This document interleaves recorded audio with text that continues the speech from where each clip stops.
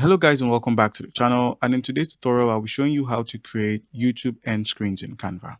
Alright guys, so once you're logged on to Canva, all you need to do is from the home section simply click on templates here, and then where we have search millions of templates, go ahead and simply search for YouTube end screen. So what we're looking for is a YouTube end screen, and then once you search for it, Canva is going to pull out some templates that you can make use of. Most are going to be premium templates, which means you have to pay, while others are going to be free templates that you can make use of. Now you can differentiate the free from the paid option. Where there is no crown, you know it's a free option. So just simply go for a free option that matches the vibe you're trying to create or what you're trying to create.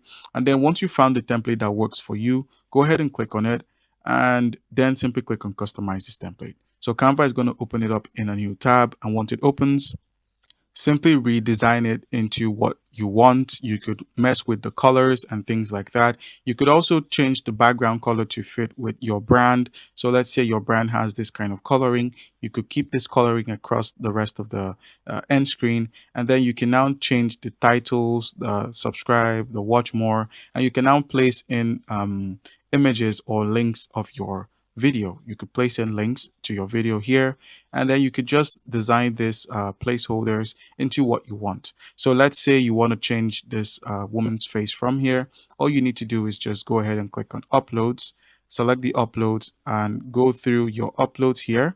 Click on an upload, and then simply delete this image from here. Delete the image, and then drag and drop your logo onto the platform, and boom, we have created an end screen for our YouTube account.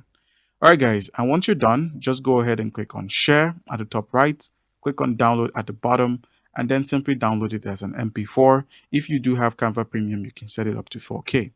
All right, guys, that's how you can easily go about this. Comment down below if you have any questions. Don't forget to leave a like and subscribe for more content like this. Thank you.